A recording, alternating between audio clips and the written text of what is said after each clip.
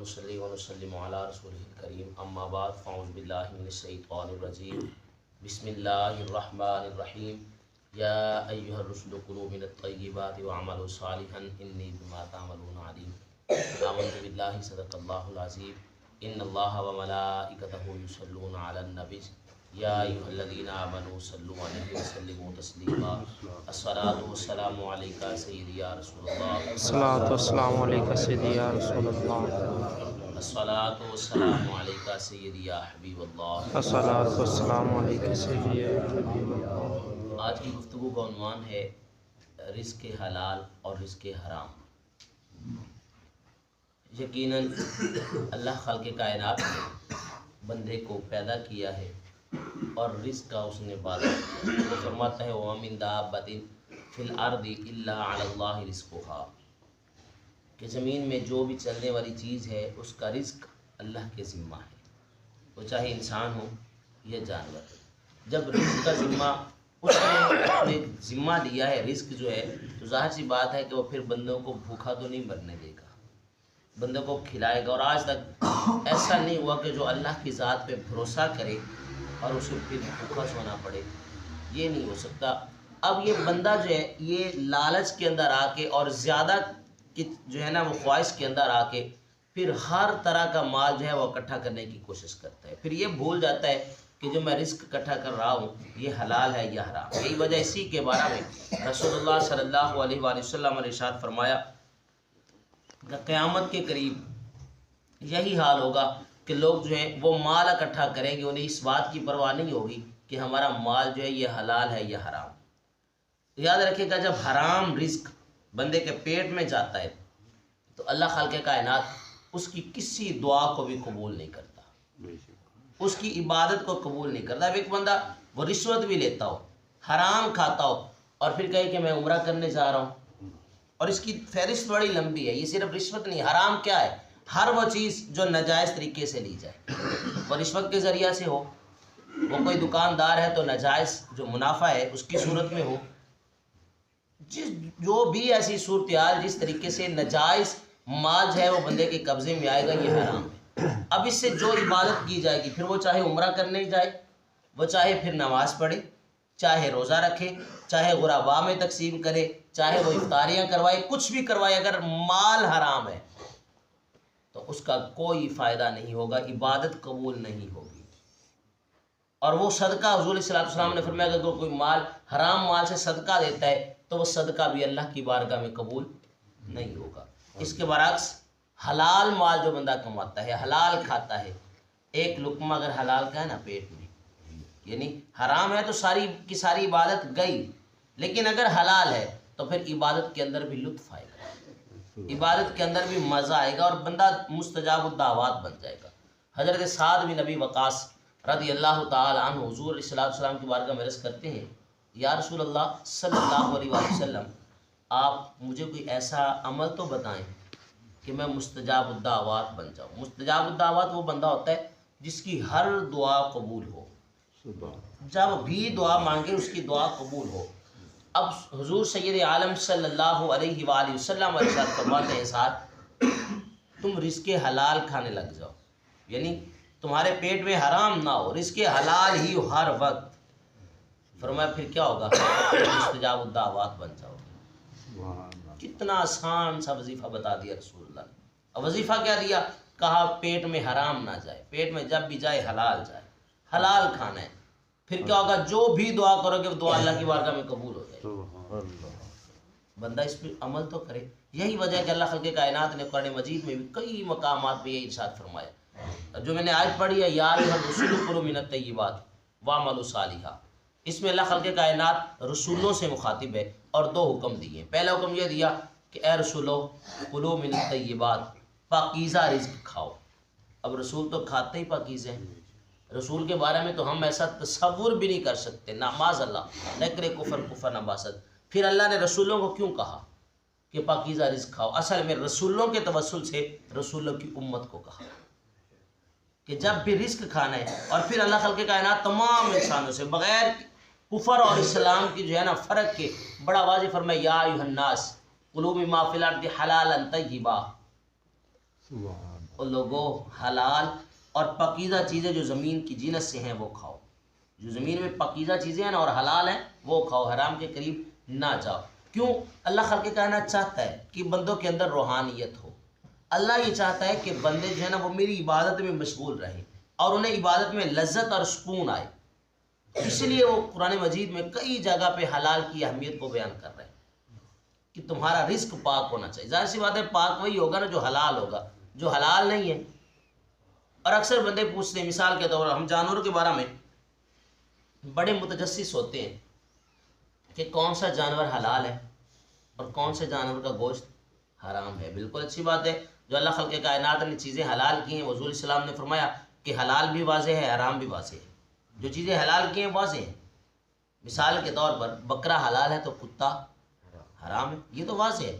یاد رکھیے گا حرام کے پیسوں سے لے کر کھایا جانے والا بکرا جو ہے نا وہ بھی کتے کی طرح ہی حرام ہے. اب ہے تو بکرا حلال لیکن جن پیسوں سے خریدا ہے وہ تو حرام ہے. سیدی اعلیٰ حضرت کا فتویٰ بھی ہے اس بات پہ.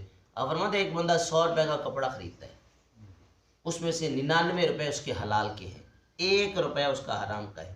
یہ کپڑا پہن کے پھر وہ نماز پڑھتا ہے تو آپ فرماتے اس کی نماز اللہ کی بارگاہ میں قبول کوئی نہیں ہوگی. حضرت ابراہیم بن ادہم رحمۃ اللہ تعالی بہت بڑے اللہ کے ولی گزرے ہیں اور یہ اپنے وقت کے بادشاہ تھے، بہت بڑے بادشاہ تھے. اور ان کی جو ہدایت کا سبب بنا وہ بھی ایک واقعہ ہی تھا کہ آپ اپنے بستر پہ سو رہے تھے تو چھت پہ آواز آئی کہ کوئی چھت پہ بندہ جو ہے نا وہ ٹہل رہا ہے. تو آپ نے پوچھا آواز دے کہ کون ہے چھت پہ؟ تو جواب آیا کہ میرا اونٹ گم ہو گیا تو میں اپنا اونٹ تلاش کر رہا ہوں. تو آپ نے فرمایا چھت پہ بھی کبھی اونٹ ملے؟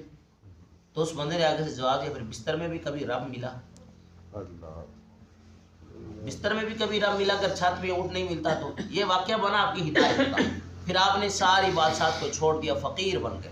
پھر ایک وقت ایسا آیا آپ پہ کیا فرماتے میرے پاس کچھ تھا ہی نہیں کھانے کو، تو میں ایک شہر کے اندر گیا کہ شاید کوئی مجھے مزدوری پہ ہی رکھ لے. ذرا تصور کریں وقت کا بادشاہ ہو پھر یہ حالات آ جائیں کہ رزق کی نہ ہو، پھر وہ مزدوری کے لیے بندہ نکل پڑے. تو فرماتے ایک بندہ مجھے ملا، اس نے کہا کہ مزدوری کرو گے میرے باغ میں؟ میں نے کہا جی آئے اسی لیے ہوں، مزدوری تو کروں گا. کہتے ہیں میں اس کے باغ میں گیا، چلو میں نے 1 سال کا عرصہ نا اس کا انگوروں کا باغ تھا اس کی خدمت کی، پانی لگایا تو اس میں گزارا. وہ ایک دن وہ مالک جو تھا وہ اپنے کچھ دوستوں کے ساتھ آیا. جب دوستوں کے ساتھ باغ میں آیا تو اس نے مجھے کہا کہ ہمیں نا اچھے اچھے انگور پیش کرو. فرماتے میں مختلف انگوروں سے جو ہے نا وہ گچھے توڑ کے لایا، میرے مالک کو پیش کیے. جب مالک نے کھایا اور اس کے دوستوں نے کھایا تو وہ تو کھٹے تھے. تو میرا مالک مجھ پہ بڑا غصے ہوا، کہنے لگا 1 سال ہو گیا تجھے اس باغ کی رکھوالی کرتے ہوئے، تجھے ابھی یہی نہیں پتہ چلا کہ انگور کھٹے کون سے اور میٹھے کون سے، حالانکہ تو کھاتا بھی ہوگا. تو آپ کھڑے ہو گئے، فرمانے لگے اللہ کی قسم میں نے آج تک تیرے باغ سے 1 انگور بھی نہیں کھایا. اللہ قسم اٹھا کے آپ نے کہا 1 انگور بھی نہیں کھایا. وہ بڑا حیران ہو، کہنے لگا یہ کیسے؟ کہا تو نے مجھے باغ کی رکھوالی کے لیے رکھا ہے، تو نے مجھے اجازت ہی نہیں دی کھانے کی، تو میں کیسے کھا لیتا؟ وہ کہتا ہے یار ایسا بھی کوئی ہو سکتا ہے بندہ؟ وہ اپنے دوستوں سے کہنے لگا کہ جس نے 1 سال تک باغ کے اندر رہا اور اس نے انگور نہ کھایا، یہ تقویٰ تو صرف ابراہیم بن ادم میں ہی ہو سکتا ہے. اسے نہیں پتا تھا کہ یہ بڑی مزدوری کرنے والا ابراہیم بن ادم ہے. تو اتنا تقویٰ. اور ہم اپنے گریبان میں جھانکے، ہم تو بازار سے جائیں نا کھجوریں لینے تو کتنی ساری کھجوریں تو ہم ویسے اٹھا کے کھا لیتے ہیں، کتنی ساری چیزیں ہم بغیر اجازت کے اٹھا کے کھا جاتے ہیں. تو کیا ہم اپنے آپ سے پوچھیں کہ کیا یہ حلال ہے؟ اگر ہم ذمہ دار ہیں تو کہتے ہیں جی نہر سے پانی چوری کر کے اپنی فصل کو لگا لے. او بھائی فصل حلال تھی ہماری، لیکن ایک عمل نے ہماری پوری فصل کو برباد کر دیا، حرام کر دیا پوری کی پوری فصل کو. کسی کا پانی لگایا، پوری کی پوری فصل حرام ہو گئی. کسی اگر بجلی چوری کی، یہ ہر کتنی چیزیں جو ہے نا فہرست گنواؤ، کتنی چیزیں ہم اپنے گریبان میں جھانکے. اسی لیے ہمارے اندر سے روحانیت ختم ہو گئی، اسی لیے ہمارے رزق سے برکت ختم ہو گئی. رزق حلال ہونا تو تھوڑا بھی ہو تو اللہ اس کے اندر برکت رکھ دیتا ہے، اور اگر رزق حرام ہو تو پھر زیادہ بھی ہو نا تو اس کے اندر برکت نہیں ہوتی. کتنے لوگ ایسے جن کے پاس اتنا پیسہ ہے لیکن ہے حرام، زندگی میں سکون کوئی نہیں. اس کے برعکس جو حلال کمانے والا ہے کتنے ایسے لوگ ہیں جو امیر ہیں، نیند کی گولی کے بغیر انہیں نیند نہیں آتی، گولی کھائیں گے تو نیند آئے گی، اس کے بغیر انہیں نیند نہیں آئے گی۔ لیکن کتنے لوگ جو مزدوری کرنے جاتے ہیں، وہ داتا صاحب کے سامنے فٹ پاتھ پہ سو رہے ہوتے ہیں، اور نیو خان گزرتی ہے، اتنا پراشر ہارن ہوتا ہے، ان کی تو آنکھیں کوئی نہیں کھلتی، وہ تو بڑے مزے سے سو رہے ہوتے ہیں، انہیں پتہ ہی نہیں ہوتا کہ یہاں پاس سے وہ داتا صاحب کے بالکل سامنے سے فٹ پاتھ ہے، وہاں پہ وہ سوتے ہیں تو کتنا سفر ہے، وہاں سے صبح کے ٹائم میں ساری گاڑیاں وہاں سے گزرتی ہیں، وہ اتنا پراشر ہارن دے کے گزرتی ہیں، لیکن کس کی آنکھ نہیں کھلتی؟ کیوں نہیں کھلتی؟ جب یہاں پہ حلال ہو نا تو پھر یہاں پہ سکون ہوتا ہے، اس کا تعلق یہاں تک ہے، یہ پھر یہاں پہ سکون ہوتا ہے۔ جب بندہ سکون کی نیند سویا ہو نا، پھر کتنے مرضی ہارن کوئی جو ہے نا وہ چلاتا جائے، آنکھ نہیں کھلتی۔ اور جب یہاں پہ حرام ہو پھر یہاں پہ سکون کوئی نہیں ہوتا، پھر اس سکون کو حاصل کرنے کے لیے پھر کبھی نیند کی گولی کھانی پڑتی ہے، کبھی کچھ کبھی، اور جتنی نیند کی گولیاں کھانے والے ہیں اوور آل اگر ان کی جو ہے نا وہ صورتحال کو دیکھا جائے تو زیادہ تر امیر لوگ ہیں، غریب تو بیچارہ مزے سے سوتا ہے، سارا دن تھکا ہوتا ہے، محنت مزدوری کرتا ہے۔ وہ ایک بندہ جا رہا تھا، حضور علیہ السلام کے نے دیکھا اس کی جان بڑی اچھی ہے، اچھی جان کا مالک تھا، تو صحابہ کہتے ہیں کاش یہ جوانی اور یہ جان اللہ کے رستے میں ہوتی نا تو کتنا مزہ آتا۔ اب ظاہر سی بات ہے، ایک بندہ چنگا اچھا بھلا پہلوان ہو اور وہ جا رہا ہو تو بندہ رشک تو کرے گا نا۔ حضور علیہ السلام نے فرمایا اگر تو یہ اپنے بیوی بچوں کے لیے حلال رزق کمانے جا رہا تو یہ اللہ کے رستے میں ہے۔ صحابہ نے کیا بات کی کہ اگر یہ اللہ کے رستے میں ہوتا تو کتنا اچھا لگتا۔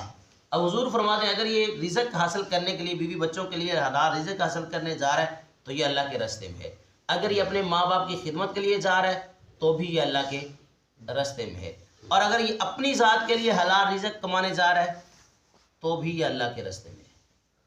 اس کا مطلب ہے حلال رزق۔ اور ایک بندہ آئے حضور کی بارگاہ میں، حضور نے جب اس سے سلام لیا تو اس کے ہاتھ بڑے سخت تھے، عموماً بندوں کے ہاتھ تو نرم ہوتے، اس کے ہاتھ بڑے سخت تھے۔ اب حضور علیہ السلام کے ہاتھ مبارک تو ریشم سے بھی نرم، ان نرم ہاتھوں میں جب سخت ہاتھ آئے نا تو حضور نے دبایا، اسے ابھی کے ہاتھوں کو کچھ دبایا، اور میں کیا کام کرتے تمہارے ہاتھ بڑے سخت ہیں؟ وہ عرض کرتے یا رسول اللہ میں ہاتھوں سے پتھر توڑتا ہوں۔ حضور بڑے خوش ہوئے، اس کے ہاتھ کو جو ہے نا پکڑا اور فرمایا القاسم حبیب اللہ، جو حلال رزق کماتا ہے نا وہ اللہ کا دوست ہے۔ تو اس لیے حلال رزق کی بڑی اہمیت ہے، اور ہمیں اپنے رزق کے بارے میں جھانکنا ہوگا، اپنے رزق میں کہ جو میں رزق کماتا ہوں کیا وہ حلال ہے یا حرام۔ اگر حلال ہے تو پھر اللہ کی برکتیں اور رحمتیں ہوں گی، اور اگر حرام ہے تو پھر سوچتا بھی رہے بندہ نا تو اس کے اندر برکت وہ کوئی نہیں آئے گی، اس کے اندر رحمت وہ کوئی نہیں آئے گی، رزق جتنا مرضی اس کا زیادہ ہو جائے، اور زندگی میں سکون بھی کوئی نہیں ہے۔ تو اس لیے اللہ خالق کے کائنات کی بارگاہ سے دعا ہے کہ اللہ خالق کائنات ہمیں رزق حلال کمانے کی اور حلال کھانے کی توفیق عطا فرمائے، اور ہمیں رزق حرام سے بچنے کی توفیق عطا فرمائے۔